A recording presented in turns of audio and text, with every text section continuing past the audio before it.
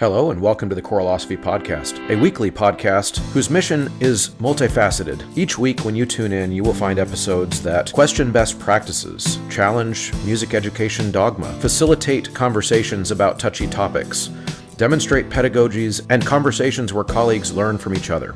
This is episode 252, Literacy is Agency, with Kareem Weaver. The American education systems, one of my pet peeves when we call it the system, because there are many, are facing a crisis that too few within these systems are wanting to name or face. It is a literacy crisis. As educators of any subject, this is a call to action. We must all be part of the solution. In this enlightening conversation, Kareem Weaver discusses the critical importance of literacy in education, emphasizing its role in unlocking students' potential and providing them with self-determination. He shares his extensive background in education, highlighting the connections between music and literacy and the necessity for all educators to engage in teaching reading skills. Now, Kareem is not a music teacher. He is an education specialist in literacy. He's an NAACP member. He's a political activist. He is plugged into this fight that essentially states that literacy itself is a civil rights issue. The discussion also delves into the ideological divides surrounding literacy education, the civil rights implications of illiteracy,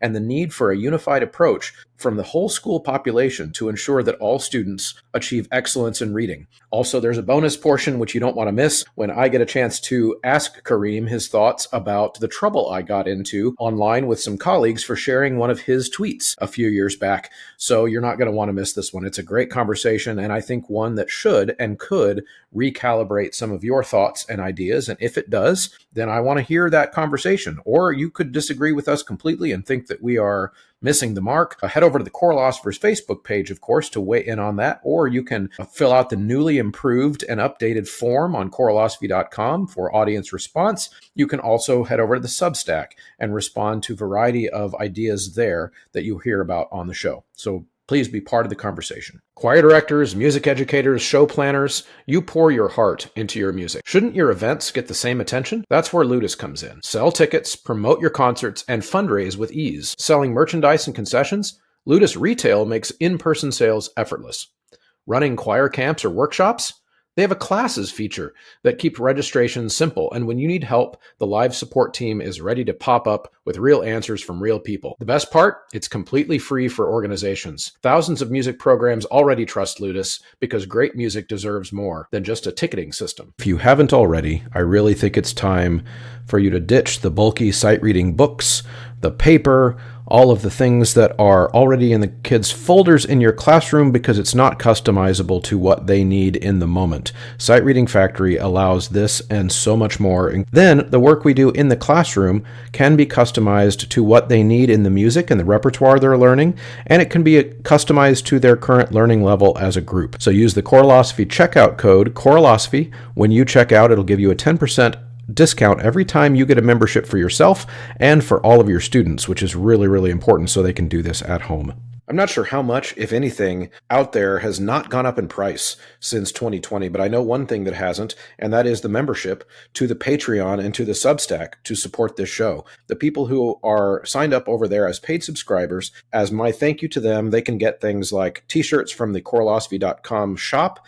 They can also get access to my Google folder of teaching materials that I've talked about on the show for over the years. And of course, they just want to help make sure that this show can continue. And one of those benefits is a shout out on the show. The producers and inner circle from Patreon are Brian Long, Chandler Smith, Venture Studios, Jonah Clicksbull, Danelle Eckert, David Kowalczyk, Jared Hendricks, Kyle Peterson, Max Jackson, Michael Herron, Nathan Hines, and Steve and Kathy Kakachik. So for the audience, I'm here with Kareem Weaver, and Kareem is an educator, of course, just like me and just like a lot of the audience here to this show, and with a focus on literacy. And so there are overlaps, of course, to the mission of this show as well. And so I've been a big fan of Kareem's advocacy online for how important revamping or I guess re-emphasizing literacy in education is and how wide-reaching some of those impacts can be for kids. So Kareem, welcome and thanks for coming. I'm glad to be here and glad to know people actually care about this topic of trying to get kids to read to unlock their potential. So thanks for having me. That's awesome. Why don't you tell us more about you? What is kind of the elevator pitch of your background and what you've done in the past as well as what you're doing now? You know, my son is a avid anime guy.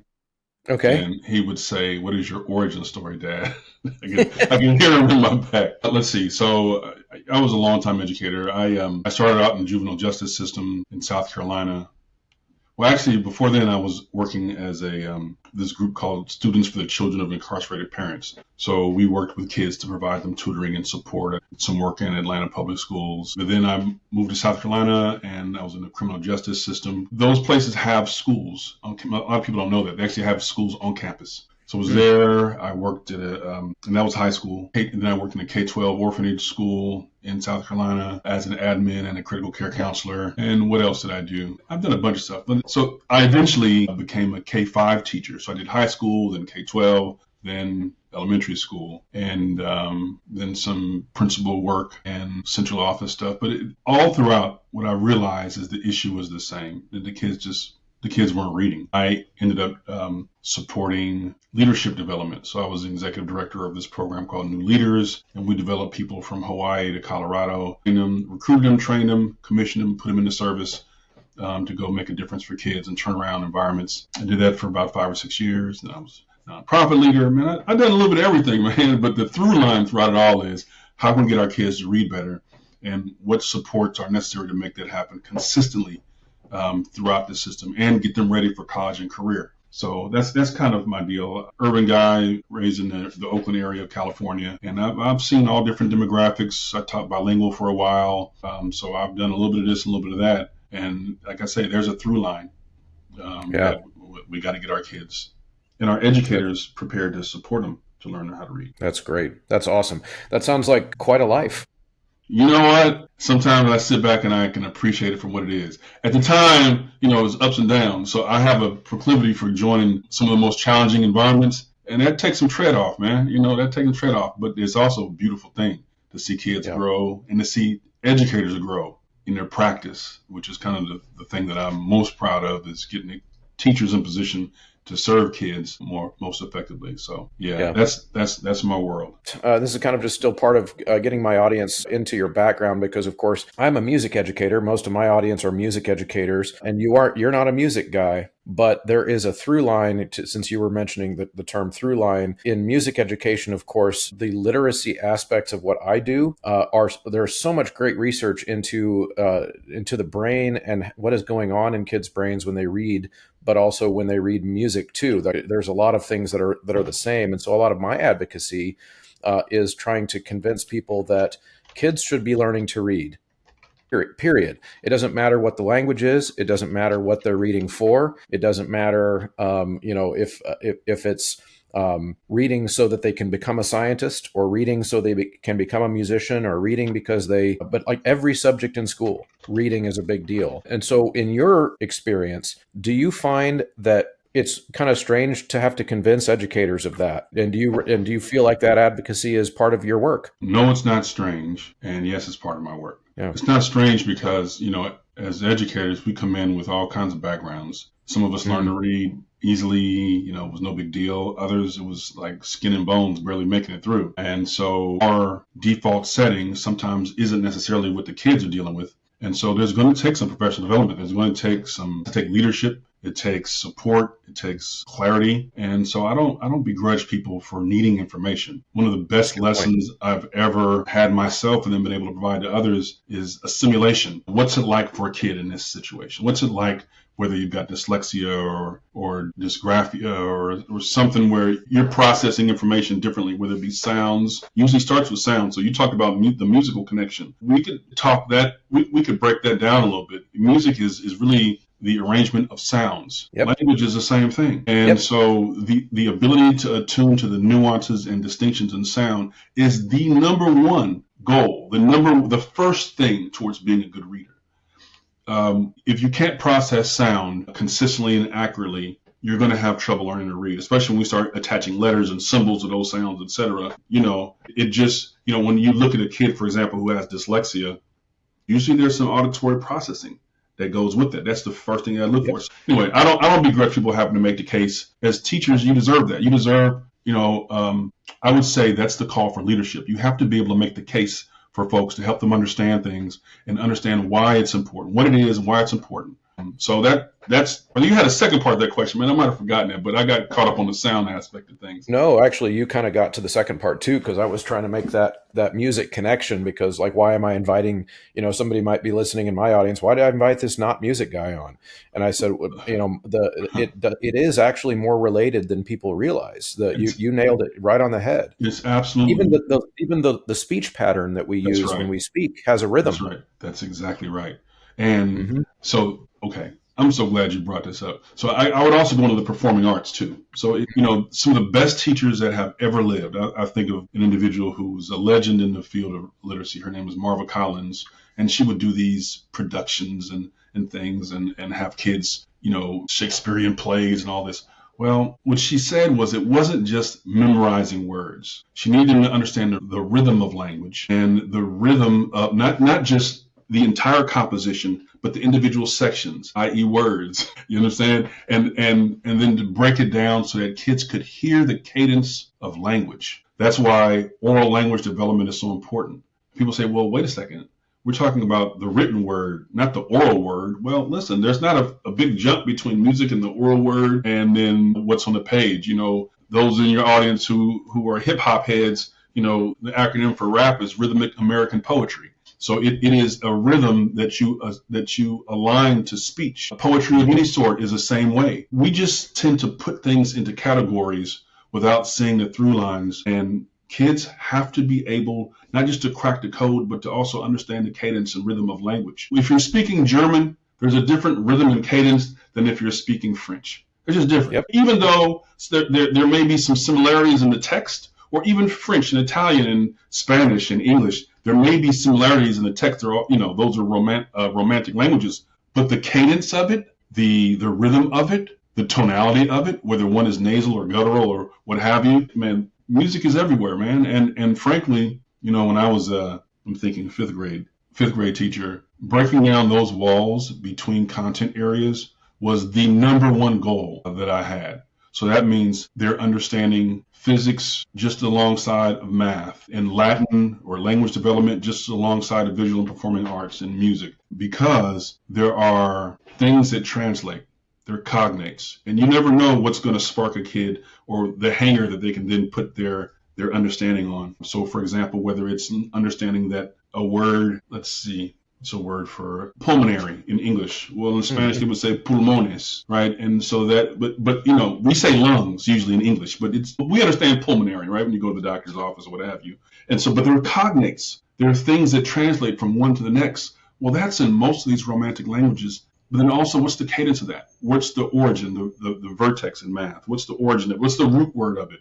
So it's just how we've been trained. We've been trained to do things in silos. We've been trained that every discipline is separate, when that's not necessarily the case, especially when it comes to oral language development and the sound of words, the phonology, the auditory processing of sound, and how we map on symbols to those sounds. Yeah. In fact, that's an interesting. I'm really glad you brought all that up too, because in music, one of the things that our little catchphrases that you sometimes hear is that kids should be acquiring the sound before you put the sight in front of them. Before you show them the sheet music, they've got to know the sound that is being represented, which of course lines right up with all the things you just said about the way we learn language as small kids. You can't start at age 1 with letters on a page. That you've got to know the sounds first. And that is true also in music. And it is a fascinating thing to me that some of the parallels, like I've even seen studies that show like kids that struggle to read also sometimes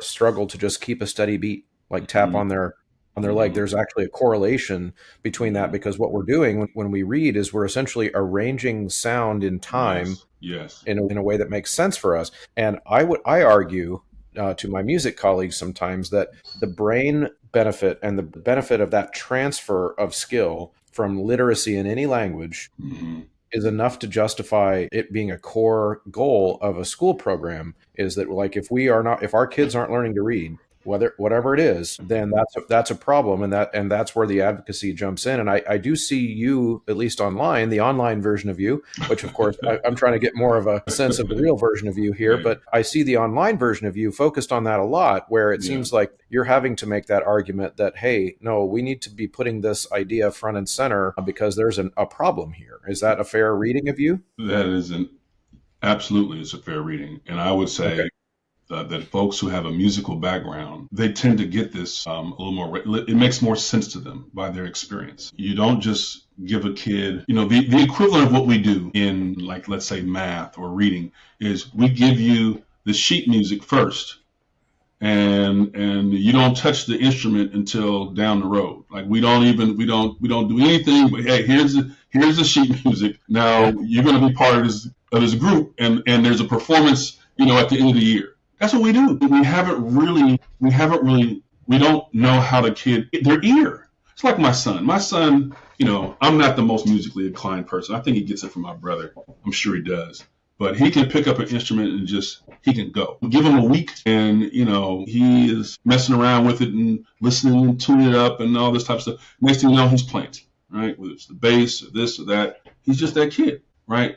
But they say he has an ear for it, Right? Yeah. Now, what I think that means is that once he's familiar with the sound of it, he can kind of tune it to his ear to what it's supposed to be, and he can navigate his way through the music.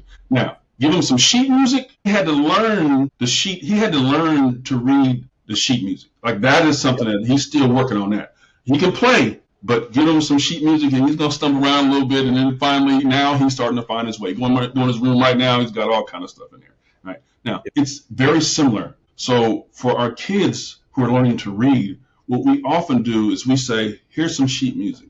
There are no instruments in this classroom. We're not going to deal with sound. Just learn these symbols and then you're going to play. Boy, hold on, man. I may see it, but if I don't hear it, if I don't know how these sounds go together, I'm always going to be a little bit off. Who knows what I think these symbols represent and the timing of the symbols and everything? Is that a rest right there? Like, people just don't know until you get in there. And so we have to take the time to allow kids. First, we have to attend to the sound and understand what they're hearing. Is it what we think they're hearing?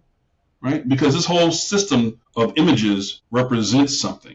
And if they're not seeing or hearing what we think it's representing, then we have to recalibrate. So it's just a different way of viewing language. Now, when kids are learning a second language, interestingly enough, let's say I'm a Spanish speaker at home and I'm learning English, they get it. And in fact, in many states, there's a lot of fighting around the role of English language development or oral language development. And so there's advocacy groups and there's all kind of stuff to make sure kids are learning the oral language first, the sounds first, and then they can translate that to their greater learning. Well, wait a second. What they're saying is, hey, this is something new, so therefore they have to attend to the sounds first and understand that, and then we can start to add on these other images and symbols and this and that. Well, wait a second. If it's good for a second language learner, why wouldn't it be good for a kid who's an English only kid? You're assuming that they're hearing the sounds you think they're hearing. You're assuming they understand the meter, the cadence, the rhythm.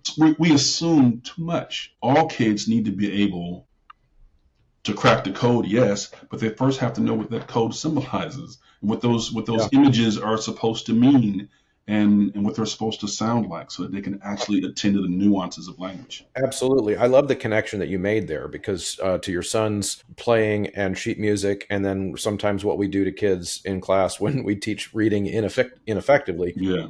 In the music context, one of the things I notice is if you push a kid too far into reading sheet music that they are not yet ready for, you actually can cause them to stop listening. Yes.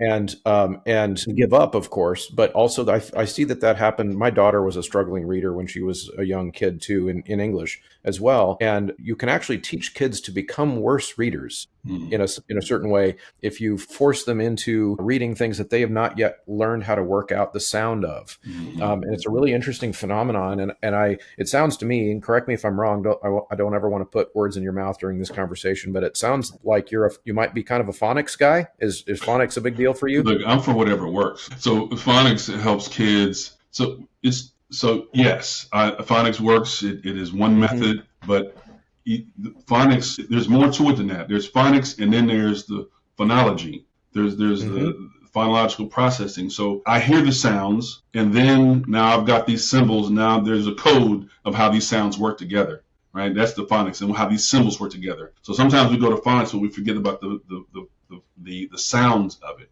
I'm a fan of that. I'm a fan of what works. And over time, it has shown that when you're really trying to understand how to develop language, that, hey, help kids crack the code. There's nothing wrong with that. Now, sticking with my son's analogy, so I'm a big Sam Cooke fan, music-wise, oldest singer, crooner. But there are certain melodies that go with his music. And, when I'm driving the car, I'm listening to my Sam Cooke and everything. Well, when my son was like 13 years old, we had a piano in the kitchen. And I came in, and he was playing the melody very slowly to this Sam Cooke song, one of my favorite songs. And I was like, and I tried not to give it too much attention, because if they get attention, they'll stop, right? So he's just playing the song and everything, and just slowly, very slowly, and then he left. I was like, oh my gosh. Now, that tells me that he's getting the rhythm and the sounds. Now, hey man, guess what? Check this out. There's an actual code to this thing. Here's the sheet music that goes with it. Now that you understand, guess what? You can do the whole song. You can learn the code, you can apply what you know, and you'll be able to tune up. And here's the entire. And so now he can just go. But he had to get the sounds first, and he did it on his own. Now some kids are rushed through that phase. We just kind of assume that they understand the sounds and that they're hearing this. And so then when they play or when they read, we're like, what in the world? What are you doing? Your reading is struggling, or your skill on the keyboard. I'm like, wait, hold on now, friend. I love the A for effort, but it doesn't sound too hot. Where the reading is struggling. Like your daughter, kids can go backwards. I've seen it. We all love to travel with our students, but we definitely don't love planning a trip. I know I've been there as the point person for details, and it is a nightmare. Forms, payments, fundraising, it's a never-ending task that takes away from doing what we love. That's where Kaleidoscope Adventures comes in. They've been planning performance trips for more than 30 years and handle all the details from start to finish. And one of the best parts about Kaleidoscope, they have crowdfunding options for every traveler. Contact Kaleidoscope Adventures at mykatrip.com to find out how they can take your travel beyond expectations. My own daughter was taught to read, and then in third grade, all of a sudden things fell apart. I was like, "What is this? What's happening?" They were promoting a method of reading that had the students not attend to the symbols and to the sounds. It was more of an approximate strategy. They were literally the whole language. Yeah, it was balanced literacy. They were guessing the words, and they'd use the context clues and this and that. Yep. Okay. Well, listen, I love jazz, but even jazz, like you could say, well, they're just riffing. Yeah. Okay. Well, there's some people are tuned up even in jazz, and there's rules of the game. You can't just come on, man. And so I think people appreciated the romantic idea of this organic flow, this flow state, where they can just sit down and just riff. Well, even when people are riffing, there's rhyme and reason to it. And yes, and it's an advanced skill. Yes, it's not for beginners. Man, we can have a whole podcast on that right there. That's an advanced skill. So at some point, like the code is automatic, and I can just go with it. When I'm reading now, I don't sit there and stumble over every word and try to sound out everything. Like, I got it. I'm an advanced reader now, but in the beginning, we need order. We need some structure. Mm-hmm. We need to make sure that we have the sounds right.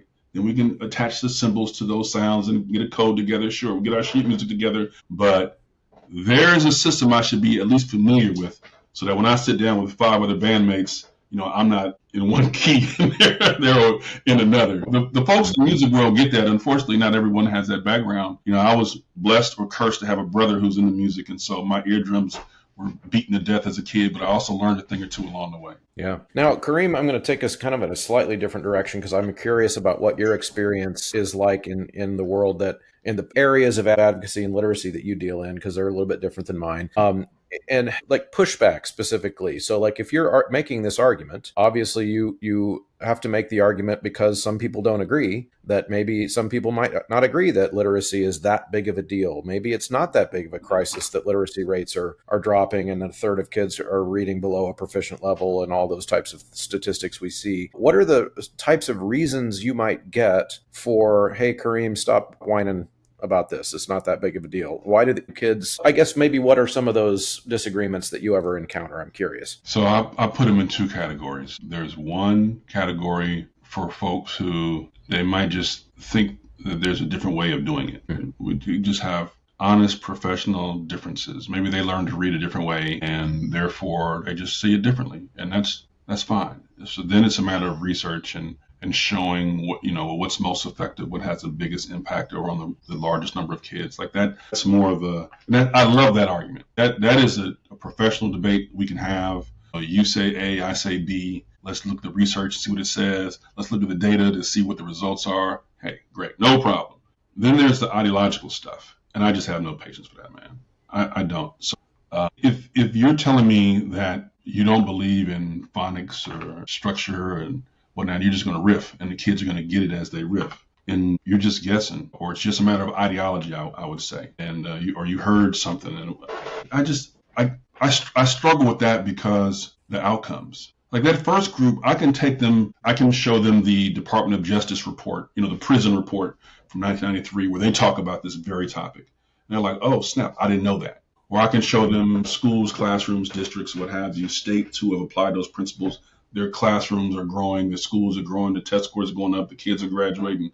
It's not easy, but it's doable. They'll see that and they'll say, oh, I didn't know that. That's fine. And they may show me some stuff, and I'll be like, I didn't know that. But there's another group that says, what's the big deal? You say potato, I say potato. It doesn't really matter. And they refuse to open their eyes to the kids, man, who are circling the drain. Mm-hmm. They won't look. And, it's almost like teaching whatever you want in music class, and then when it's time for the spring musical or spring concert, you put in earplugs. You put in earplugs during the show, and you just and everybody's like, what in the world? But you're oblivious to it because you got the earplugs in. The outcomes, you're oblivious to the outcomes. And that's the group where I'm like, you got to at least take the earplugs out. You got to see the results of whatever this methodology is that you're promoting and that you're using. That's at the university level, that's at the district level, and that's at the classroom. That is fascinating to me because it's actually, your experience is not all that different to mine. So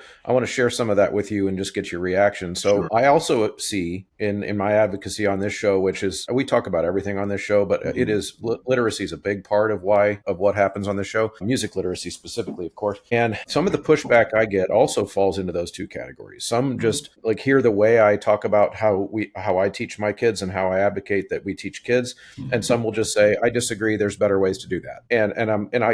I'm like you, I can understand that. But I also get the ideological a lot too. Right. And I get the ideological response of, it's not that big of a deal. One I get a lot is that, well, not all musical cultures write down music, so why should we really care that they're learning to read? And I hear that argument, I understand, but my response is always related to, well, I do music in school. So very specifically in a context of school, like I can understand if you're a gospel musician in a church and your tradition is not to write down the music, it's by ear. Mm-hmm. In my experience, those kids come to my classroom and learn to read better because of what we discovered earlier, because they've got the ear. Right. They've got all the sound in their brains, but that's a different podcast. So I encounter those types of things. In fact, one of the things that it gets pumped to me a lot is that it's actually racist for me to suggest that kids should all be learning to read music in school because of that very thing, which I find to be fascinating. And I shared this with you once on Twitter, and I'm going to hit this now, where I actually got quite a bit of hate online for sharing one of your tweets. I didn't get you in trouble, man. Well, you didn't get me in trouble, but here's what it was. You tweeted, this was, I think, a couple of years ago now. Mm-hmm. But it said, please don't tell me your teaching methods and materials are culturally relevant, inclusive, or liberatory if they produce illiterate children. Right. Just don't. And that tweet resonated with me because I see it happening in music. And so I reposted it. Mm-hmm. And I said this, but in music. And I saw people sharing my repost of yours as evidence of my problematic racist opinions. Mm-hmm. So thoughts about that, and do you see that argument ever on the mainstream literacy side, where why are we teaching kids to do this, or why are we so stressed about doing this like Western Yeah. European Yeah. literacy construct? 100% I see it. And I remember that tweet, not the most popular, but sometimes you just gotta, man, like whatever, it is what it is. Mm-hmm.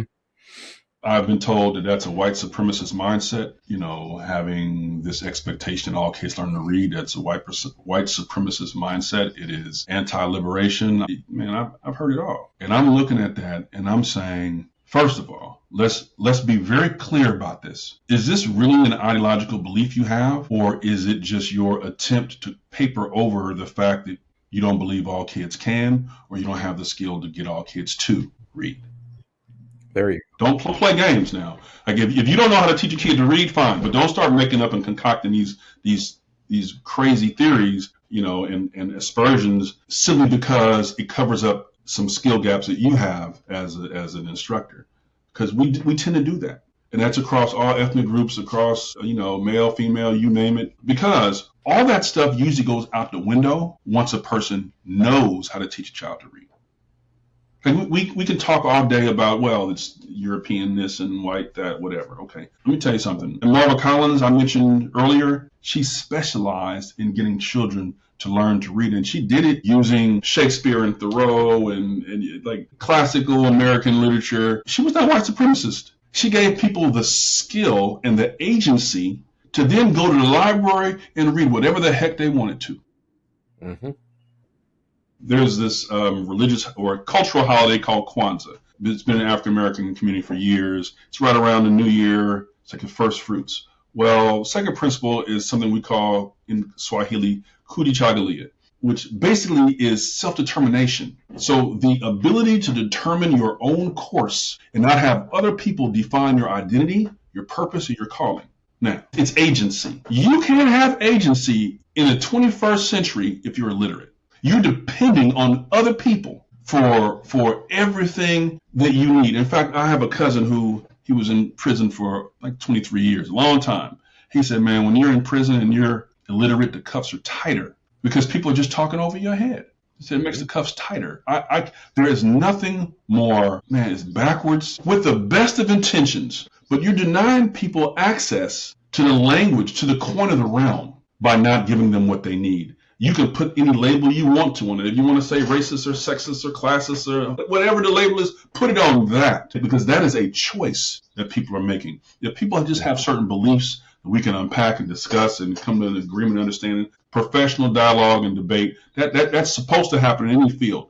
But if you just have an ideological barrier, man, that is apartheid by another name. You all are over here, we're over here, and our ideology separates us, and it is what it is. I have very little patience for that, man, and it is very common. But don't tell me that you don't think, it's like telling me you have low expectations for kids without really saying it, And one of those, I remember George Bush, back when he was governor of Texas, he came before the NAACP and said, we have to be mindful of the soft bigotry of low expectations. And I will never forget that. And I would even go one step further and say it's not very soft. Our expectations about kids really say more about us than they do them. They can read and they can learn, whether it's music or whatever. It's how we approach instruction and what we're giving them consistently, day in, day out. Yeah, I have very little patience for that second group, but I hear it all the time. And as a black man, I'm not here for that. I'm just not. I have let's see. I don't think I've told this on the podcast. I've been on several podcasts. I don't think I've ever shared this before. Grandmother's father's grandfather, James Stanton I. Her daddy was James Stanton III. His wife she was a teacher, let's just put it that way, and she was teaching people to read when it was illegal to do so, those who were enslaved. And he paid with his life. She was with child, women could bear children, so the economics behind that. So because she was sneaking around teaching people to read in the brush arbors and the cane breaks, he paid with his life. It goes to show you how desperately people wanted to learn to read, how serious of a matter it was. There's an old joke. Well, it's not even a joke. You call it what you want to, but There was an old Ku Klux Klan saying, this is very popular, well known in the black community because it was used against us. But they used to say, if you want to hide something from a black person, put it in a book. That was the saying. You go to almost any black person, they're like, yeah, I've heard that before. And here we are, years later, arguing about the importance of reading and whether or not they should be taught to crack the code. Denying children access to the code is a civil rights issue. They have a right to master the code. They have a right. Yep. It's not just my preference. I think this, my ideology, my professor said that. No. They have a right to the code. And to the degree that we deny them access to the code, children of any color, any race, any gender, whatever, we are assuming a position of power that denies their very civil liberties and their access to self-determination. It's unethical. That is powerful. It's the truth. Yes, and it is why I've been trying to push this this concept of literacy is equity into music education, because it's all for all the same. The way you just laid that out, I just could not have said that better myself, and I'm so glad you said some of that stuff so I didn't have to. But it was especially the part you said about the self-determination. Literacy gives kids self-determination. In music, the argument I make is that I don't want the kids to have to come through me like a priest. Right. To get to the music. I want them to leave my class being able to go learn any music from anybody because I taught them to read it. And to take that gospel example, from from Black American churches, their goals that they do, those are awesome, but they're different than mine. That's a communal worship experience. They're not trying to teach kids to be lifelong consumers and producers of music like a music teacher might. So our goals are different, and it's not to denigrate the type of music making that is oral. Just like it's not denigrating people who do improv comedy with the spoken word. Right. They're not reading either, and they're not writing stuff down either. And there's nothing wrong with that, but there's different goals. It doesn't mean we don't teach kids to read. And I especially like the part that you said about sometimes these ideologies feel like they are cover for, I can't teach a kid to read. Yeah. So we got to wrestle with that. We got to wrestle with that. What are our expectations for children? Years ago, there was this guy named James Coleman, and he wrote this. Congress commissioned him to do a study and find out why education was struggling the way it was, and he wrote this thing called the Coleman Report.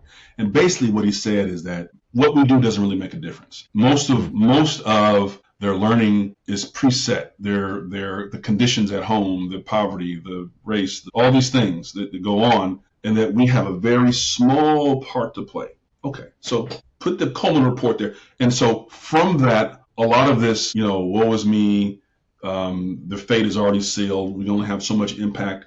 It has metastasized within the sector, because now we say it doesn't really matter.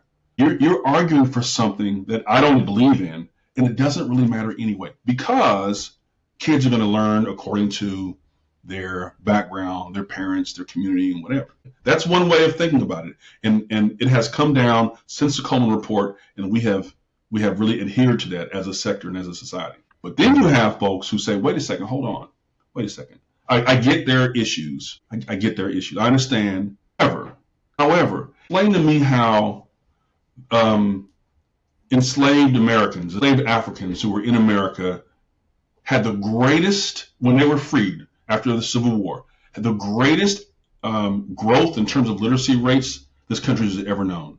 From 3% to the 70s. Because they were hungry for it. They were hungry for it. And there was no ideological debate about, should we, try this method or this method or that method? No. They had something called a blueback speller, basically the equivalent of a phonics book, and they went after it. They didn't have teachers, so they would put money together. They would host a teacher who would come to town. They would host him and everything, or her, and she would teach and then move on to the next. It was a full-on movement to educate this group, but we didn't waste time arguing about this method or that method, because they knew we got to crack this code. We have to make sure we're hearing the sounds. Our mother tongue was this. Maybe there were different languages spoken, but we're not necessarily. There are some things we got to work out in terms of the sound that we're hearing. It's going to take some instruction, and then to be able to attach this code to it, man. And so they just didn't argue. But nowadays we're comfortable that we're not close to the outcomes. We don't see what happens when kids are denied access to the code. We don't see it when a parent in Appalachia doesn't have money for private tutoring. We don't see it when a child in Atlanta, is the same thing. We don't see.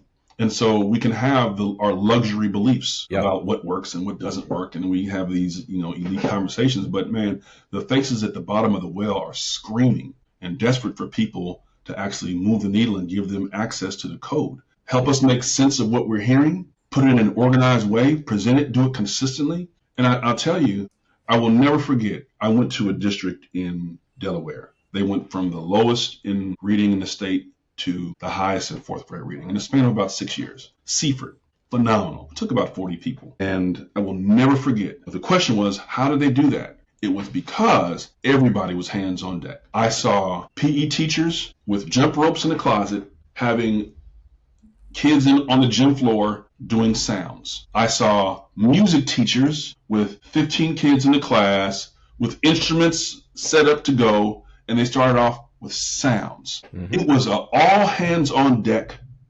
endeavor. And they go from the last in the state to first in the state in 6 years. They're featured on this podcast by Ed Trust called Extraordinary Districts. It was phenomenal. But they made up their mind that this is an everybody thing. And the content teachers, middle school, high school, those folks, they also had language objectives. So in addition to math, I'm also teaching prefixes or suffixes or some sound or whatever it is. But we're in on this too. It's not just the younger teachers, and it's not just the reading teacher. This is an everybody thing. We have to approach it that way. And frankly, folks in the arts, whether it be the fine arts or the performing arts, they have a lot more to give in this than a lot of people think, because their mind, they're closer to what it should be because they have to implement these things, right? You wouldn't start a dance class by just, looking at images of movements. Sure, you can do that, but at some point we got to hit the floor. At some point we got to put the shoes on. You got to get these movements down. And it's the same thing across the visual arts as well. So I agree. And I think principles to literacy as well. Yeah, you're exactly right. And I think your dance example is an interesting one because there are places in the country that teach dance class in public schools. It's rare, but it does exist. I would argue I'm not a dancer, and my students would get mad when I even try to dance because I look too white. But I would say that if I'm going to teach dance in a public school, my kids should learn something more than just dancing. They should learn how to read, write, and speak the language of dance, so to speak. They should know how to explain it. They should know what's going on in their body. They should understand how to teach it to someone else. Those types of things. And I would say in every subject in school, you talk about getting the whole school involved. That's one of the best ways I've seen of doing that. Is that we're all still teaching our subjects, but we're expecting kids to be literate in those subjects. And that all goes together. For example, I could say to you, Kareem, like, why is it such a big deal that my kid learns to read at a high level? They're not going to read books for a living. They're going to go out and of course that's a dumb argument, but that's kind of the equivalent of what I hear sometimes. Like they're not going to read music for a living. So why should I teach it to them? Well, because it's good for them. I would say this. First of all, every teacher is a reading teacher.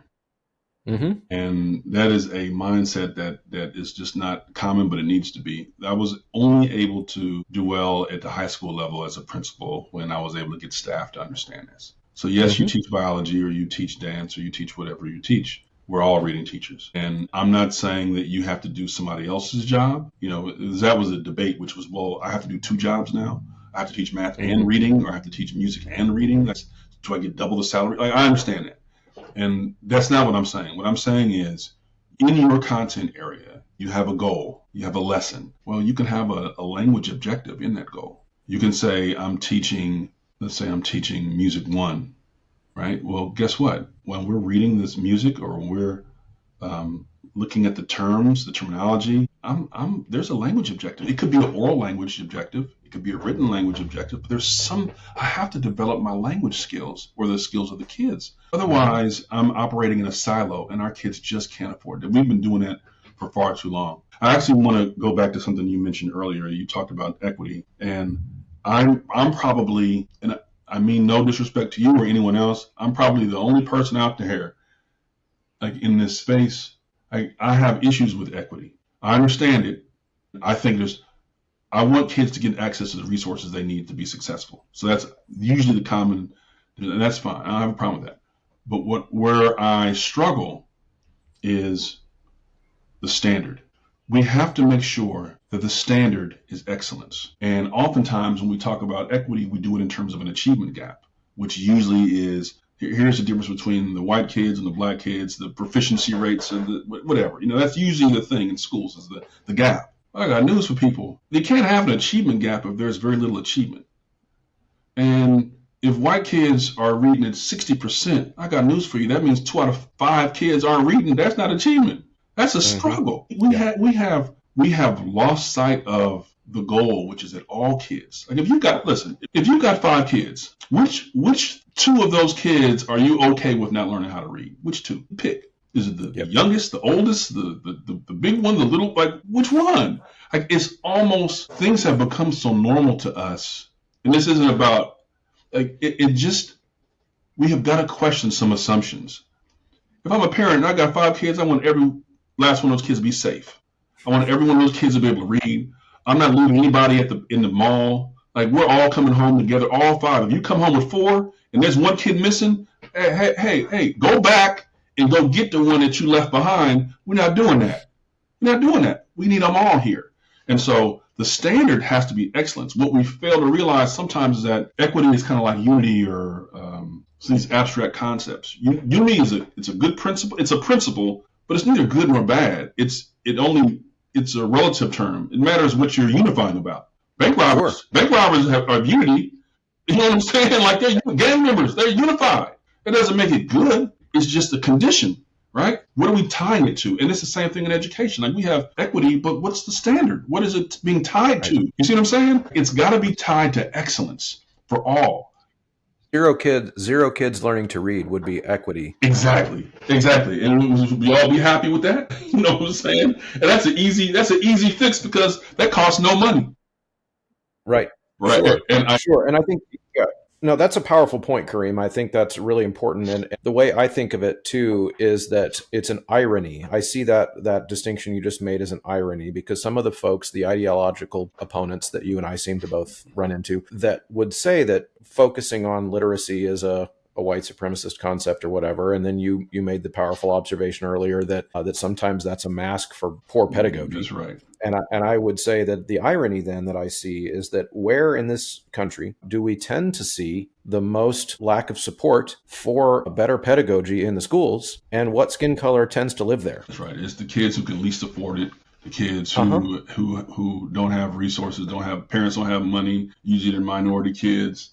And so all of our grandiose feelings of empathy, they fall on deaf ears when the impact of it is vicious and it's predictable, unfortunately. Now, I would say the real color is green because if you have the money, you're going to get some tutoring, some help. You're going to get private lessons in the music world. You're going to figure out how to get your kid to play the instrument. Your kid's going to learn to read. I will send you to the Kumon or the Sylvan or whatever the tutoring, or get a private tutor, or an education attorney to make the school district do certain things. But if the kids don't have the money, they're really on the wrong side of that line. And we have to be honest about that. And like I say, these are luxury beliefs. I read a book recently, this guy, he was talking about how people in society, we have all these beliefs that we promote, but we don't feel the impact of them. They're just disconnected, elitist luxury beliefs, and we sit around in circles and talk about how wonderfully evolved we are. Meanwhile, the kids are struggling because they don't have the basic foundation of the things they need. Right. Yeah, and I think that might be a really good point for us to zoom in on to finish this conversation, because I think it really is the root of the conversation, which is that you said before that's about the unseen kids. Right. The kids who because they don't learn these literacy skills and they do become functionally illiterate as they go through school, they don't even make it into the equity conversation sometimes because we don't see them. So for example, we could have all these high or grandiose, to use your word, grandiose arguments as a society about who's making it into Harvard and what percentage of them are what skin color and all these things. But those are the kids that we see. That's right. Because those are the kids who are even smart enough or well taught enough to be in the conversation to go to Harvard. What about all the kids we don't see at all? And that happens in the music world too. We argue about what percentage of kids are making all-state choirs and getting scholarships to go to college music programs and all that kind of stuff. And I'm like, well, what about the kids in certain school districts where they're not even taught what a quarter note is? Yeah. So we don't even see them. Yeah. Thoughts? Well, I liken it to what my daughter told me years ago. I said she's dyslexic and she's in college now, trying, making her way, playing softball, doing the thing. But there was a point where she's ready to drop out of school. She hated school. And again, I taught her how to read, but because of how the schools were teaching her, and because I wasn't paying attention the way I should have been, she really struggled. And she told me once she got it together and we got her tested and found out she has dyslexia and was able to get her some help, what she told me was, Dad, there's more than one way to drop out of school. And man, it hurt me to hear that from my baby girl. This is the youngest, the baby in the family. And basically what she was saying was that there's this, we think that just because a kid is absent, that those are the only kids that have dropped out. Nah, there's kids who are still there in chairs, in seats, with the instruments in their hand, the pencils, the trombones, or whatever else, and they've checked out. This isn't for me. I can't do this. I'm not getting the help. I don't understand this. I can't crack the code. Man, these people are playing. Stupid. Yes, I'm dumb. I'm stupid. I can't learn. So here's the deal. Here's the deal that kids make. You don't call on me and I won't tear this class up. Don't start none, won't be none. Just be cool. Give me my D or my C minus. Give me my credit. I'm going to show up. But just leave me be. Either that or teach me what I need. And I know you can't do that because you're on some other stuff. You're thinking this and that and the other. Fine. I'm not even going to argue with you. I'm going to put my hood on. I'm going to draw. I'm not going, but don't call on me. Don't start. Because if you do that, it's on. Man, that's all throughout the country, in every class, every content area. And teachers make that deal all the time because at the end of the day, hey, listen, do I really want those problems? Why would I call on a kid I know is going to tear the class up if I call them? I'm just going to call somebody else. Kids who want to learn, which we say, this kid doesn't want to learn. I want to call a kid that wants to learn. Listen, all kids want to learn. The question is, what's the cost to it? Yeah. Are we making it accessible? Is the sociological cost too high for a kid to show that they can't play that instrument right next to the little girl that they think is super cute, and they come out loving all the sounds and lose whatever credibility they have? Or we call them to read when we know they're going to fumble through these words and the kids around them are going to tease them. What's the cost, especially in high school and middle school? We have to make it so that kids have access to the things they need access to early and provide them with opportunities to grow into what they can become. We just can't give up on kids. And it's on us as the adults not to take that deal, that silent deal that kids make with us all the time. Yeah, you're exactly right. I hear about that kid in the hoodie, so to speak, all the time, and I see it. Yeah. I see him and her every single day. And I agree, we have to, as teachers, we can't just take their C- work. We have to figure out a way to get more from them. But that does mean that they have to start earlier. That's powerful. I know a kid who he uses artificial intelligence to turn in his work, like a lot of kids do nowadays. And what he says, he tells the computer is, he gives it the assignment, tells it, all the questions, he does it how he does it. And then he says, I don't want an A paper. Give me a C- paper. On a 100-point scale, I want it to be about a 71%. And this is talk to text. So he's saying this into the thing, and the computer will spit out the answer, but just good enough to secure that deal. That's it. I'm not trying to excel. I don't want the attention. Just C's get degrees. And that's kind of the state of where we are. And a lot of adults make those deals too. I don't blame. Well, I understand. Let's just say I understand the pressures that contribute to that. But it's just, we have to be willing to say enough is enough. And we can give kids what they need if everyone does it. If everyone does a little bit, but you can't leave it on one class or one teacher to save the world. It's got to be everybody. Hey, I got a language objective. I teach biology, but you know what? This week, you're going to learn the prefix son, whatever, in this classroom.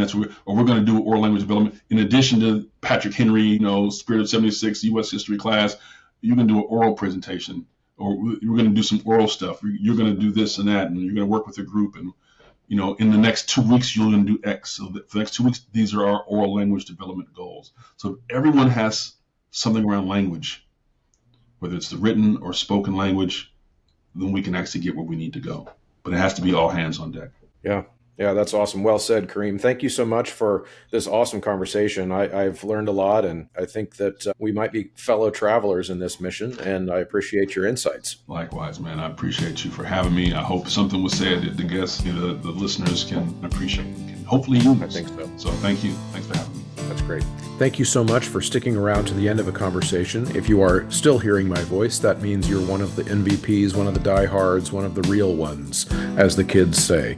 So if you are willing on the way out to check out a few different ways that you can help me continue to make this show high quality. One, use the promo code. That's the biggest one at Sight Reading Factory, at mymusicfolders.com, at mychoirropes.com, at graphitepublishing.com, and endeavormusicpublishing.com. All of those take the Choirlosophy checkout code. And of course, now the newest one is 3-Minute Theory. You can get a 15% discount when you enter Choirlosophy at checkout there. And of course, going to Apple Podcasts and leaving a positive review is very helpful there, and sharing the episodes to your colleagues in real life and on social media. All of those things are incredibly helpful and allow me to continue to create this resource for you. Thank you so much for tuning in. We'll see you next time.